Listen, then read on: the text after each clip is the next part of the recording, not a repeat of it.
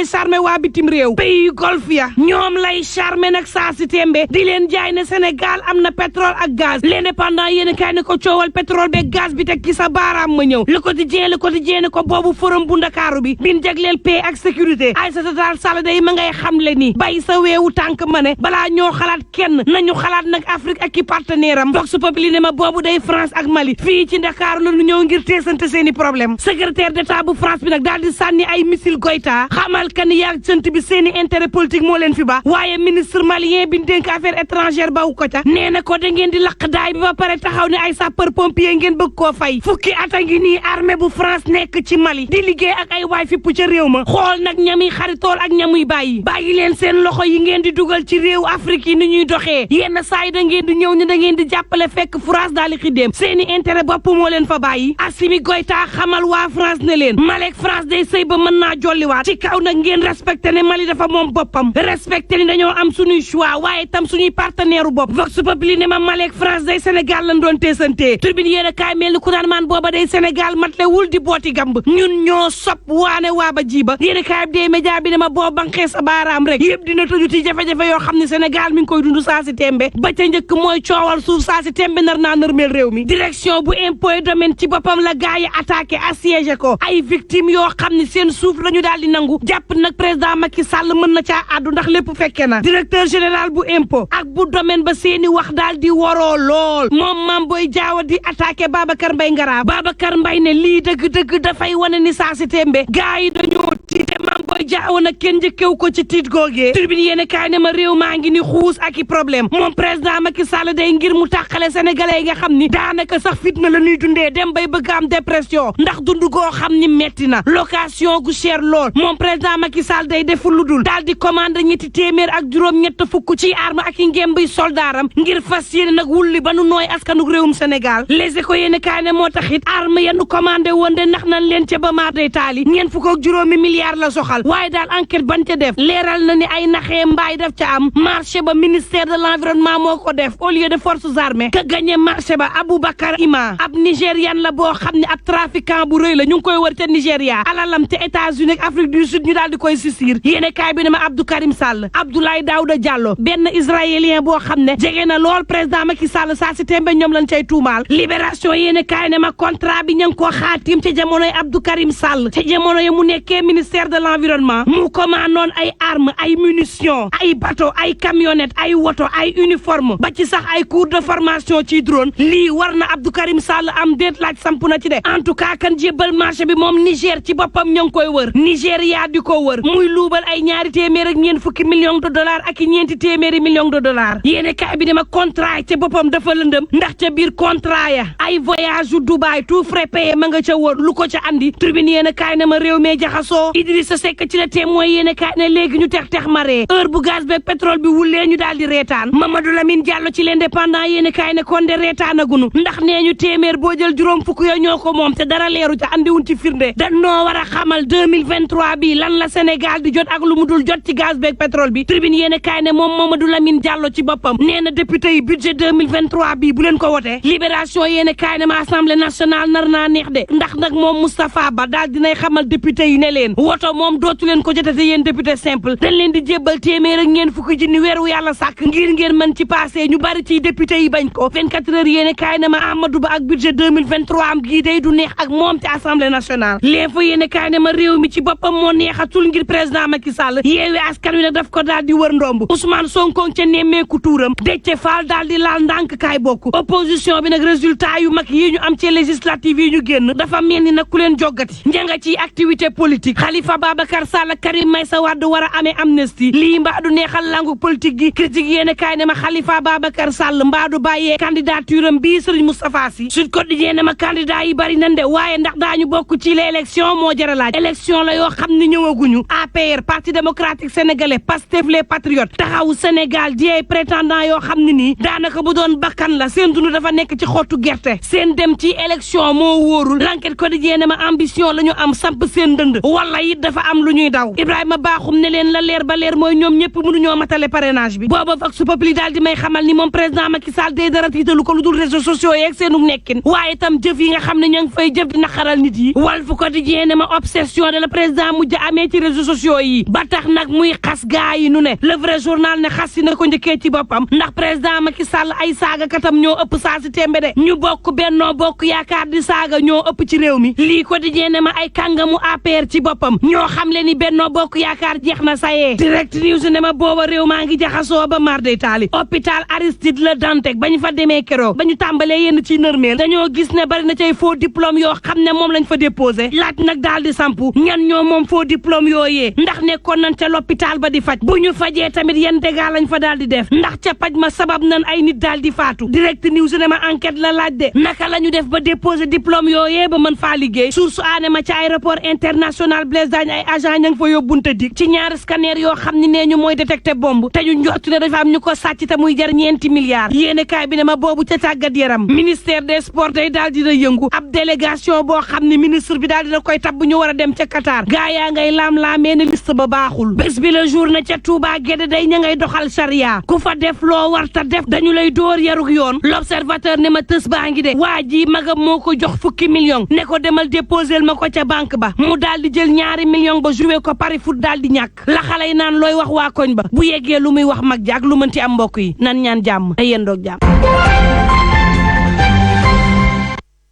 Mantoulaye Thioub Ndoye ñu ngi lay jaajëfal bu baax a baax ci revue de presse bi xam leen ni dina